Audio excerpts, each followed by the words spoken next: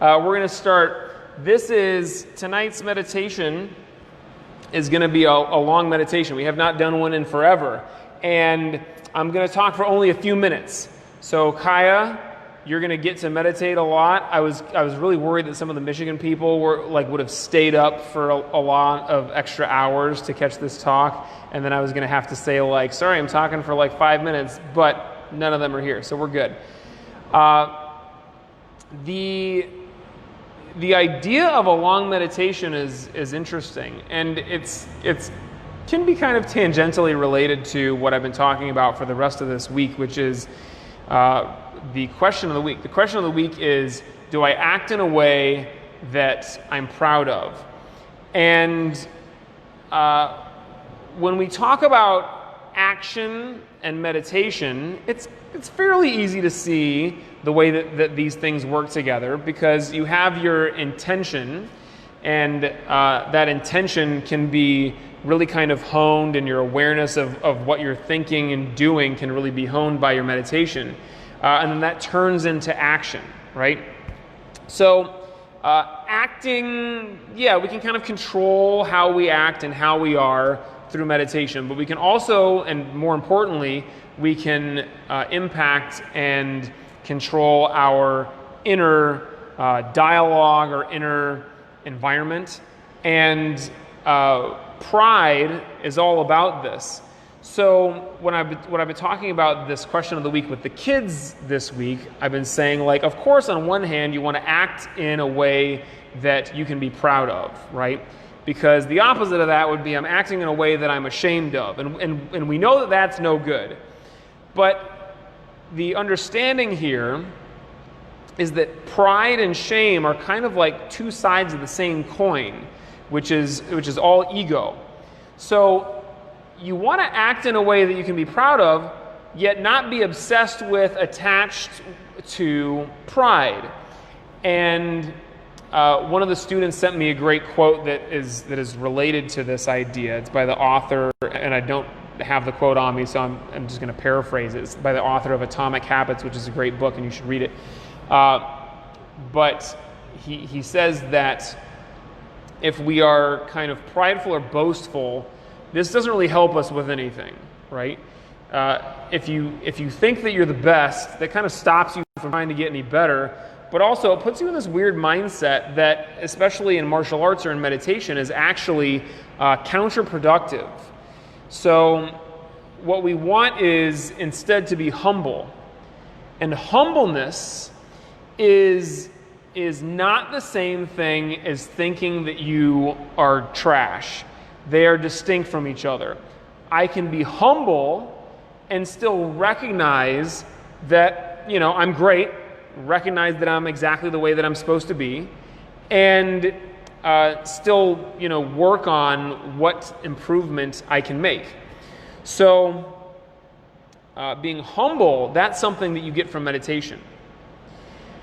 Now, during the last internal retreat, which was also our first internal retreat, I had a great question from one of the students. And the students asked me, Sifu, you talk all the time about how long we should meditate, and in fact on internal retreat we were really trying to push it. Some of the meditations that we did were 1, 2, 3 hours long, depending on if you stuck around after the main drill was over. And she was asking me, with all due respect, isn't it kind of just stroking the ego to just be so impressed by how long you can meditate for? And yeah, that's true.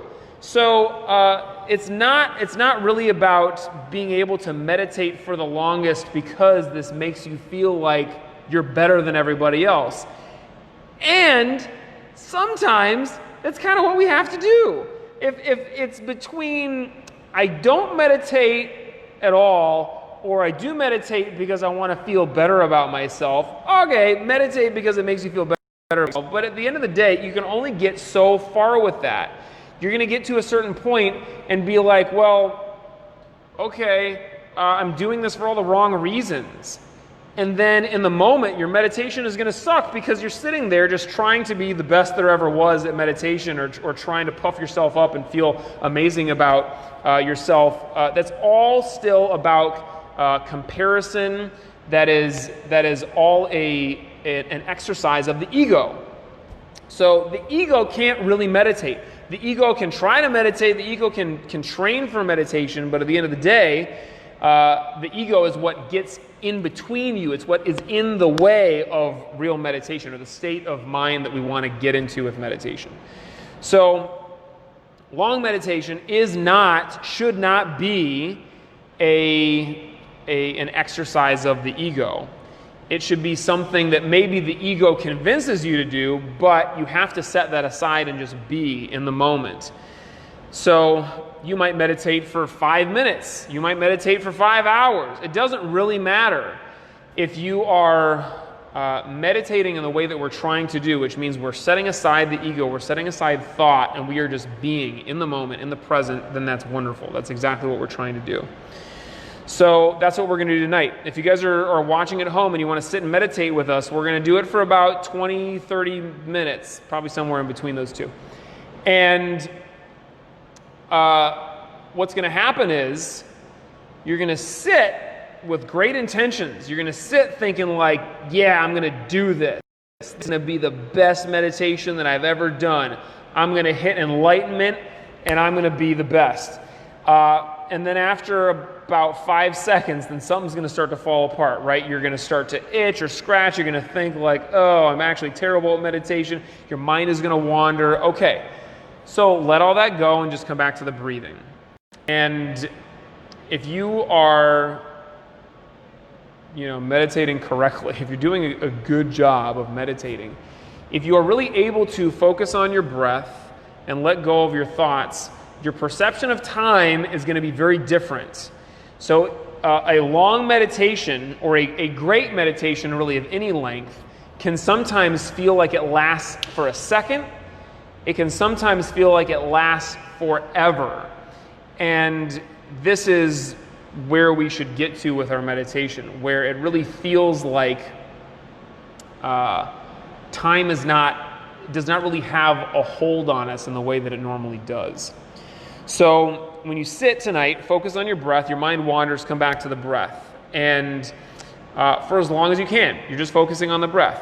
Then when you lose that, instead of letting your mind go to, I'm thinking, how come I suck at meditation? What's wrong with me? You can just label that as a thought, which is not to say that it's good or bad.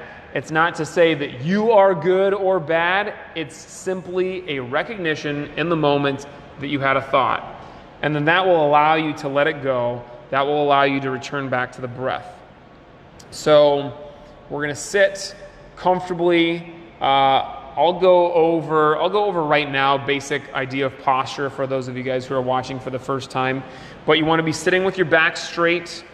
And if you're kind of slouching, this is going to make it really difficult to meditate for any length of time. So have your spine straight from your hips up to your, all the way up to the top of your head. So you're going to be raising up towards the ceiling. Your chin is parallel to the ground. Remember early on in one of my meditations, I started my meditation with a great posture. And then after a few minutes, I started feeling like I was having an out-of-body experience, like I was really floating up. Like I felt like if I opened my eyes that I would be like a spirit looking down on the rest of the world. And when I did actually open my eyes, I realized that I was meditating like this. I wasn't dreaming, but I just had terrible posture, and I probably just wasn't getting enough oxygen flowing to my brain. So I was like high with my mind floating up in the ceiling.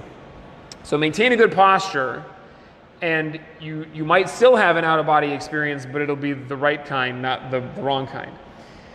And breathe deeply, but breathe freely. So you can start with some deep breaths, and that's what we'll do here, where you're trying to breathe in through the nose, out through the nose or the mouth. Try to breathe from the belly so that you're getting nice deep breaths, you're oxygenating the blood. But ultimately, you're going to let go of that. So meditation is not the same as breathing exercise. Meditation is I'm just allowing my breath to happen and I'm focusing on it. When my mind wanders, I come back to the breath. And it's separate or distinct from trying to manipulate the breath. I'm not trying to manipulate anything. I'm not even trying to manipulate my own thoughts. I'm just allowing them to be focused on the breath as an anchor. So sit comfortably.